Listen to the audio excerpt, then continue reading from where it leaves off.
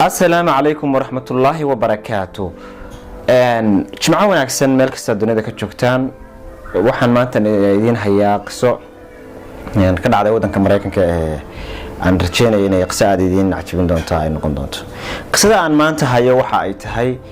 وويل باكستاني أو فقير أو كنا الودن كمرايكن كان سهجروا ذي ودن كباكستان أيا وحا وكشقي سنشري تكسيل النمو taxi driver ayuu ahaa waqtiyada uu Chinese-ka iyo fasaxa helana waxa uu baran jiray habka wax loo jiro filim jirista iyo matalaada maadaama uu ku himiloon jiray hankiisu uu ahaa in uu mar u noqdo actor aad loo yaqaano oo caan ah sidoo kalena hanti fara badan haysta saas darteed maalin maalmaha kamida ayaa waxa uu ka soo qayb galay masrax ay arday ku jilayeen hibadooda ay ku soo bandhigayeen markii masraxii uu soo istaagay oo bilaabay inuu wax jilo ayaa waxa dhacday in haweeney ay cod dheer ku ihaanaysato oo ay ku caydo qaabka ay iyadu markaas ay ku tilmaantay in wax u jirayo qaab aad u foolxun markuu masraxii dhameystay ayuu waxa uu soo raadiyay haweeneydii hadalkaas ihaanada leh ku tiri mindha waxa uu doonayay inuu maago mise waxa uu doonayay su'aalo weydiiyo kulli islaantii ayuu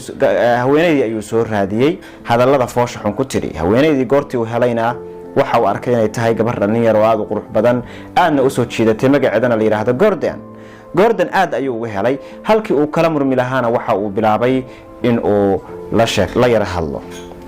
wada hadal kadib waxa ay noqdeen laba saaxiib oo aad isugu dhow aad ayuu uga helay gabadhii waxa uu bilaa go'aansaday inuu gabadhan xiriir la sameeyo hase ahaatee waxa uu ka baqay gabadhan ay marka dhawey ay xiriirka ay yeesheen in hadduu jacayl u bandhigto ay diido hase ahaatee waxa uu muddo la sheekaystaba waxa uu markii dambe go'aansaday inuu xiriirkiisa daha uga qaado iyo dareenkiisa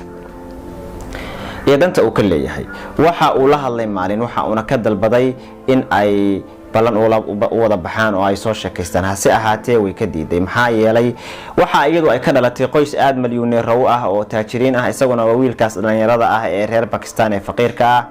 ee wadankaas jooga hase ahaatee waxay ka cabsatay in qoyskoodu wiilkan dhibaatay u gaarsiiyaan hadii ogaadaan in ay xitaa xiriir leeyihiin marka laga eego dhan kastaba waxa ay waalidkood ay uga soo horjeedeen wiilkan xiriir la samaysto hase ahaatee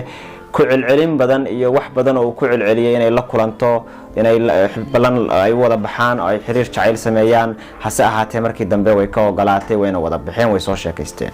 waalidkeed ayaa ogaaday inay wiilkan xiriir la leedahay kadibna waxa ay ku yiraahdeen wiilkan faraha ka qaado waa wiil Pakistan isku dhaqan ma nihiin waa wiil faqiira isku manzila ma tihidin hase ahaatee way ka dhaga furaysatay dhaqan kale wiilkan oo magaciisa la yiraahdo Kamil qoyskiisa ayaa la hadlay oo ku yiri nin muslima ayaa tahay waxaan kula doonaynaa gabar isku dhaqantihiin oo reer Pakistan oo qoyskad ka dhalatay labada dhinacba waxa ay ka hor yimaadeen in ay labadan qof ay isjeclaaday wiilkii dhalinyarada iyo gabadha ay isjeclaaday in ay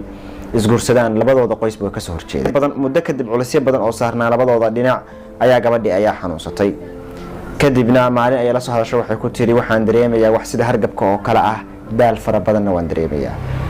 maalmo ayuu waayay gabadhii meel ay jaan iyo cirib dhigtay markii uu soo raadiyay kadib ayaa waxa loo sheegay inay ku jirto isbitaalka muddada isbitaalka ku jirtay ayuu waxa uu go'aansaday inuu garabkeeda istaago waxa uu ahaa mid markasta oo fasax yar helaba Chinese yar soo qaataba inuu gabadhaas garabkeeda istaago waalidkii gabadhaas dhalay waxay ogaadeen inay khalad ka galeen wiilkan dhalinyarada ah oo istaahilo inuu helo jacaylka gabadhooda maadaama uu yahay wiil dhalinyaro ah oo naxariis badan waxay aad uga shalaayeen in wiilkan sidaan ah in ay u diideen gabadhooda gabadhii waxa laga helay xanuun virus ah oo sida hargabka oo kala dadkana geliya koomadii ay muddada ku jirtay kadib markay ka soo kacdayna waxay waalidkeed u sheegeen inuu wiilkan Kamil ahay uu garab taagnaa ilaa ay inta ay ka caafimaadaysay muddo 3 bilood kadib ahna gabadhii iyo wiilkii way isguursadeen guurkoodii kadibna wiilkii fankii wax jirista ayaa Ilaahay u kala kiciyay waxa uu helay bandhigyo badan oo filim jiris ah waxa uu wax ka soo matalay musalsalka caanka ah ee la yiraahdo Silicon Valley iyo filim kale oo iyaga qisadooda ka sameeyay jacaylkooda ka sameeyay oo la yiraahdo The Big Sick waxaana ninkan hantidiisu isla markiiba ay kor u dhaaftay $50 milyan waxaana kamid noqday aktarada wadanka Asia ka soo jeeda ee shirkadda weyn ee Hollywood ee filimaanta sameeysa ugu caansan ugu hantida badan sidani waxa ay tilmaamaysaa in ay suurtagal tahay wax kasta oo qofku hilaadiyo ku hamiyo. wiilkii shalay faqiirka ahaa ee Bakistaaniga ah ee tagsiilaha ahaa, gabadha milyaneerada ah reerkooda ay u diiday manzilada ugu sareysa ee wadanka Mareykankana ka gaaray haday noqon lahayd magac iyo hantiba.